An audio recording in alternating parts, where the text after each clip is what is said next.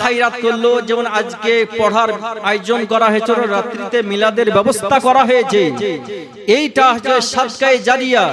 এই সমস্ত সবগুলো মুর্দা ব্যক্তি কবর থেকে পেতে থাকবে। তো বেরাদার, এই সমস্ত সব এই পড়া বলেন, মিলাদ বলেন, কোরআন ও হাদিসের বাণীতে পাওয়া যায়। এগুলো হচ্ছে জায়েজ আছে, নবীর জামানাতে ছিল, এখনো আছে। এক শ্রেণীর মানুষ উঠেছে, ওরা বলে নাজায়েজ বা বেদাত বা হারাম। ওই সমস্ত খারাপ মানুষ পথভ্রষ্টদের কাছ থেকে আমাদেরকে দূরে থাকতে হবে। যারা এই সমস্ত জিনিসগুলোকে খারাপ বলে, তারা জানতে হবে পথভ্রষ্ট, ওরা সঠিক রাস্তায় নাই, এটাই ভাবতে হবে। নবী রাসূল সাহাবায়ে কেরাম যেগুলো করে গেছেন সেগুলো আমাদেরকে করতে হবে। তো বেরাদার, আমাদেরকে আল্লাহ আল্লাহ রাসূল যেগুলো বলে গেছেন, আদেশ করেছেন, সেগুলো করতে হবে। হাদিস ও কোরআনে সেগুলো প্রমাণ আছে। আর যারা হয়তো আরবি ভাষায় পড়ে দিল, তারপরে বলছে এটা হয়তো বেদাত, মিলাদ করা কিংবা কোরআন পড়া, খতম পড়া চলবে না খো, কিন্তু হাদিস ওটা আসলে পড়ে না খো, মানুষকে বোঝাবার জন্য আরবিতে পড়ে, কিন্তু ওটা হাদিসে কোনো জায়গাতে খুঁজে পাওয়া যাবে না, হাদিসে কোনো জায়গায় খুঁজে পাওয়া যাবে না খো। তো বেরাদার, ওই সমস্ত ইহুদি মার্কা কিছু মৌলবি আছে, এই ইহুদি মার্কা কিছু গিরামত যুবক তৈরি হয়েছে, ওই মৌলবিদের কাছ থেকে শেখার পর তারা কিছু তৈরি হয়েছে। ওই সমস্ত মানুষের কাছ থেকে মুসলমান আমাদেরকে দূরে থাকতে হবে, নিজের ঈমানকে সঠিকভাবে রাখতে হবে। তো বেরাদার, আল্লাহ পাক এর আল্লাহর নবী সাল্লাল্লাহু তাআলা আলাইহি ওয়াসাল্লামের একজন সাহাবী হযরত আবু তালহা রাদিয়াল্লাহু তাআলা আনহু, এই হযরত আবু তালহা রাদিয়াল্লাহু তাআলা আনহুর জামানায়, নবীর জামানাতে কোনো মোবাইলের ব্যবস্থা ছিল না, কোনো মোবাইল ছিল না, চিঠির মাধ্যমে কথাবার্তা হতো।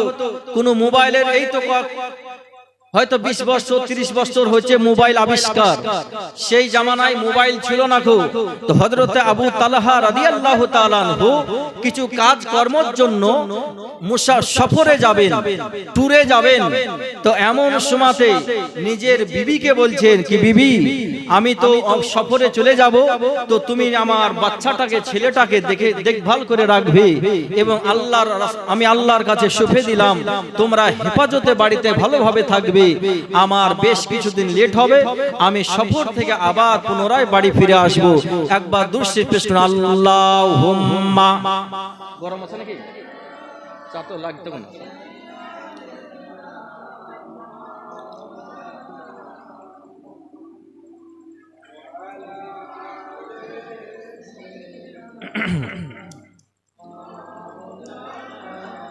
মুহাম্মাদ ওয়ালা আলে।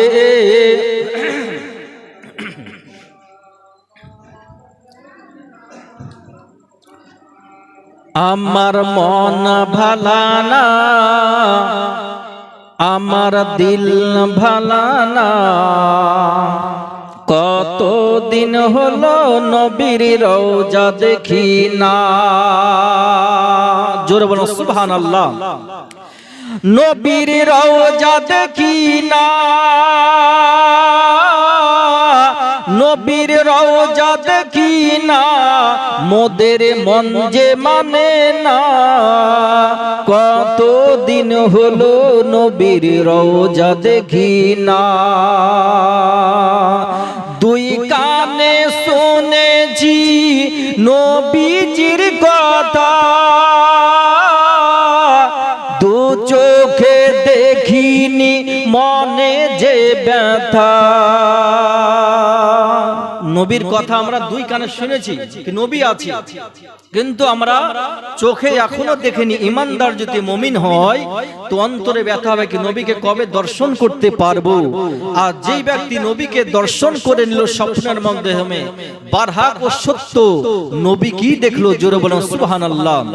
তাই কবি বলেন, দুই কানে শুনেছি নবীজির কথা, দু চোখে দেখিনি মনে যে ব্যথা, মনে যে ব্যথা। কবে মদিনার মাটি, কবে মদিনার মাটি গায়ে মাগবো জানি না, হলো নবীর রওজা দেখি না, আমার মন ভালা না, আমার দিল ভালা না। কত দিন হলো নবীর রওজা দেখি না, নবীর রওজা দেখি না, মোদের মন যে মানে না। কত দিন হলো নবীর রওজা দেখি না। জোরে বলুন সুবহানাল্লাহ। আর মদিনার চারিদিকে, আর মদিনার চারিদিকে নূরেরই হাওয়া, সেই হাওয়ার পরশ পাবো, সেই হাওয়ার পরশ পাবো মনেরই চাওয়া। আর জালি মোবারকে, আর জালি মোবারকে চুমো খেতে মন যে মানে না। কত দিন হলো নবীর রওজা দেখি না, আমার মন ভালা না, আমার দিল ভালা না। কত দিন হলো নবীর রওজা দেখি না, নবীর রওজা দেখি না, নবীর রওজা দেখি না, মোদের মন যে মানে না। কত দিন হলো নবীর রওজা দেখি না। আল্লাহুম্মা সাইয়্যিদিনা মাওলানা মুহাম্মদ সাল্লাল্লাহু তাআলা আলাইহি ওয়াসাল্লাম। আল্লাহর নবীর সাহাবী হযরত আবু তালহা রাদিয়াল্লাহু তাআলা আনহু নিজের বিবির সঙ্গে কথাবার্তা আলোচনা করছেন। কিছু দিনের জন্য মুসাফিরে সফরে চলে যাবেন, কিছু দিনের জন্য ট্যুরে চলে যাবেন। আমার মা বোনেরা বসে আছেন, নিজের স্বামী যখন সৌদি আরবে কাজ করার জন্য চলে যায়, তখন সেই রাত্রিতে, যেই রাত সকালে চলে যাবে, রাত্রিতে তখন অনেক কথাবার্তা আলোচনা থাকে। স্বামী স্ত্রীর ভিতরে অনেক গোপন কথা আলোচনা হয়, সংসারের বিষয়ে অনেক কথাবার্তা আলোচনা হয়। আল্লাহর নবীর সাহাবী হযরত আবু তালহা রাদিয়াল্লাহু তাআলা আনহু বলেন, আমার বিবির সঙ্গে আমি রাত্রিতে অনেক কথাবার্তা আলোচনা করলাম। আমি বিবির সঙ্গে বললাম আমি সফরে চলে যাব, এইভাবে সংসার জীবন যাপন করবে এবং ছেলেটাকে দেখভাল করবে ভালোভাবে। একটাই মাত্র সন্তান ছিল, সেই সময় একটাই মাত্র ছেলে ছিল। হযরত আবু তালহা রাদিয়াল্লাহু তাআলা আনহু সকাল যখন হলো, নিজের সামান বেডিংটাকে, ঝোলাটাকে সঙ্গে করে নিয়ে বিবির সঙ্গে কথাবার্তা শেষ করার পর বিবির কাছ থেকে বিদায় নিয়ে, বিবি স্বামীর কাছ থেকে বিদায় নিয়ে নিলেন।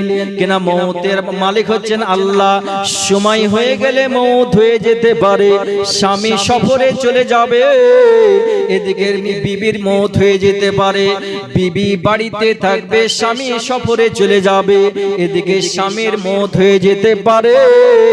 এই কারণে স্বামী স্ত্রী উভয় পক্ষে, দুজনাই স্বামী স্ত্রী উভয় পক্ষে দুজনার কাছ থেকে এইভাবে বিদায় নেওয়ার পর হযরত আবু তালহা রাদিয়াল্লাহু তাআলা আনহু বলেন, আমি রাস্তায় চলতে আরম্ভ করলাম। সাহাবী রাসূল বলেন, আমি রাস্তায় যেতে যেতে মাঝে মাঝে যখন পেছনে ঘুরে তাকাতাম, তো আমার বিবি গেটের সম্মুখে দাঁড়িয়ে দাঁড়িয়ে আমার দিকে লক্ষ্য করত, আমাকে আমার দিকে ফলো করতে থাকতো। হযরত আবু তালহা বলেন, আমি রাস্তায় চলছি, রাস্তায় হেঁটে হেঁটে যেছি, আর পেছনে মাঝে মাঝে ঘুরে ঘুরে তাকাতাম, তা আমি দেখলাম আমার বিবি গেটের সম্মুখে দাঁড়িয়ে আছে, আমাকে ফলো করছে। আমি অনেকটা পথ অতিক্রম করেছি, তা আমার বাড়ির দিকে ফলো করলাম, তো দেখলাম কি আমার বিবি এখনো গেটের কাছে দাঁড়িয়ে আছে। হযরত আবু তালহা রাদিয়াল্লাহু তাআলা আনহু বলেন, আমি যখন অনেকটা রাস্তা রাস্তা চলে গেছে, আর বাড়ি আমি বুঝতে পারছি না গো, আমার বিবি দাঁড়িয়ে আছে না বাড়ির ভিতরে প্রবেশ করেছে, সেটা আমি আর অনুভব করতে পারলাম না। হযরত আবু তালহা বলেন, আমি এইভাবে আমার সফরে চলে যাই। বেশ কিছুদিন অতিক্রম হয়েছে, সফরের কাজটা সমাপ্ত করে হযরত আবু তালহা রাদিয়াল্লাহু তাআলা আনহু বলেন, আমি আবার পুনরায় বাড়ির দিকে রওনা হব। এদিকে তিনারা বিবি বাড়িতে বসে বসে আছেন, কাজকর্ম করেন, সময়ে খাবার তৈরি করেন, ছেলেটাকে নিয়ে খাওয়া দাওয়া করেন। এমন সময়তে আবু তালহা রাদিয়াল্লাহু তাআলা আনহুর বাড়িতে একটা সন্তান ছিল, একটাই ছোট্ট বাচ্চা ছিল। ওই বাচ্চাটা আমার আল্লাহ পাক রব্বুল আলামিন, হযরত আবু তালহা সফরে আছেন, এখনো বাড়ি ফিরে আসেননি গো। আমার আল্লাহ পাক রব্বুল আলামিন মালাকুল মউত ইজরাইল ফেরেশতাকে বলেন, ইজরাইল তুমি এবার চলে যাও। তুমি যাওয়ার পর মদিনার বুকে, মদিনাতে যাওয়ার পর আবু তালহার বাড়িতে তুমি উপস্থিত হয়ে যাও। হযরতে আবু তালহার বাড়িতে যাওয়ার পর ওর একটাই মাত্র ছেলে আছে, ওই ছেলেটার জানটাকে কবজ করে নাও। মালাকুল মউত ইজরাইল ফেরেশতা এই জান কবজ করার জন্য আল্লাহ পাকের কাছে আবেদন করেছেন, আল্লাহ তোমার তো অনেক ফেরেশতা আছে, তো তাদেরকে এই চাকরিটা ডিউটিটা দেওয়া হোক, তারা আত্মাবারহু জান কবজ করবে মানুষের। কারণ হচ্ছে বাবা থাকবে, মা থাকবে, দাদু দাদি থাকবে, লাতি যদি চলে যায় তো মন খারাপ করবে কিরকম? লাতি চলে যাবে, আসার দুনিয়াতে আসার জন্য একটা সিরিয়াল থাকে, বড় মেজো সেজো সিরিয়াল থাকে। এই দুনিয়া থেকে যাবার জন্য সিরিয়ালের প্রয়োজন হয় না গো। দাদু দাদি থাকবে, বাপ মা থাকবে, লাতি চলে যাবে।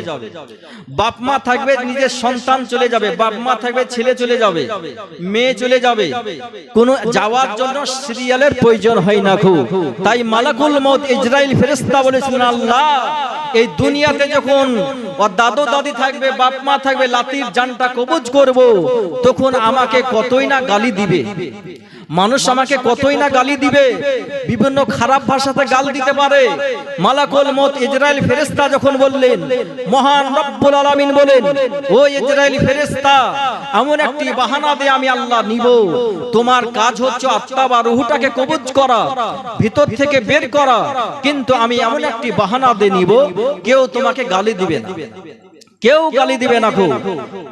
আজকে বহরমপুর যেছে একজন ব্যক্তি, উদাহরণ, বহরমপুর যেতে যেতে ব্রিজের উপরে অ্যাক্সিডেন্ট, ওই ব্যক্তির মৌত হলো, ইন্তিকাল করলো, তা আমরা আপনারা কি বলবো? আজকে ওই ব্যক্তি যদি বহরমপুর তাড়াহুড়া করা না যেত তো অ্যাক্সিডেন্ট হতো না, আর মারাও যেত না। এটাই বলবো, ইজরাইল ফেরেশতাকে কেউ গালি দিবে না গো। তো বেরাদার